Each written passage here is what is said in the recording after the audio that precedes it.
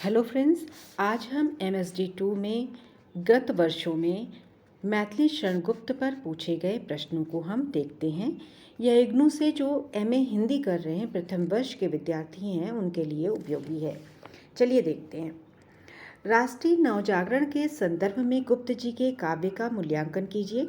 यह क्वेश्चन 2010, 2011, 12, 16, 18 और 21 में 22 में भी पूछा गया है। बहुत इंपॉर्टेंट क्वेश्चन है। दूसरा है मैथिली शरण गुप्त की काव्यगत विशेषताएं। दिसंबर 2010, 19 और 2013 में पूछा गया है। जब काव्यगत विशेषताएं पूछे तो हमें भाव पक्ष और कला पक्ष दोनों लिखना है।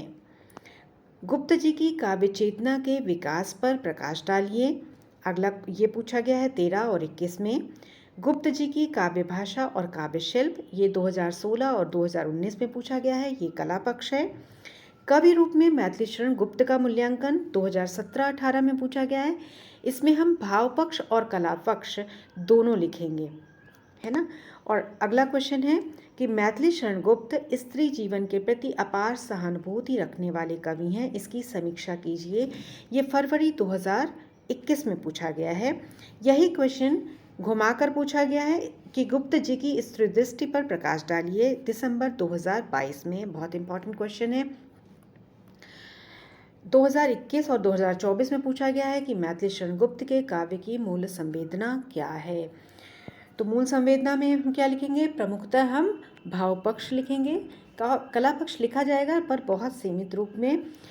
तो इसमें भी 3 क्वेश्चन मैथिली शरण गुप्त में 3 इंपॉर्टेंट है। एक तो भाव पक्ष, कला पक्ष, उसी में सारी चीज़ें आ जाएंगी, अंतर्वस्तु, संवेदना, भाषा, शिल्प, सब कुछ आ जाएगा। और तीसरा एक जो उनकी स्त्री दृष्टि है, इस विशेषकर चूँकि उर्मिला हमारे कोर्स में है, इसलिए उर्मिला को विशेषकर ध्यान में रखते हुए हमें यह क्वेश्चन तैयार करना है। धन्यवाद। मैं आगे भी और लाने वाली हूँ छोटे छोटे वीडियोस इसी तरह के। तो अगर पसंद आए तो प्लीज़ लाइक, शेयर और सब्सक्राइब कीजिएगा और नोटिफिकेशन बटन को ऑन करिएगा ताकि आपको सूचनाएं नए वीडियो अपलोड की मिलती रहे। धन्यवाद।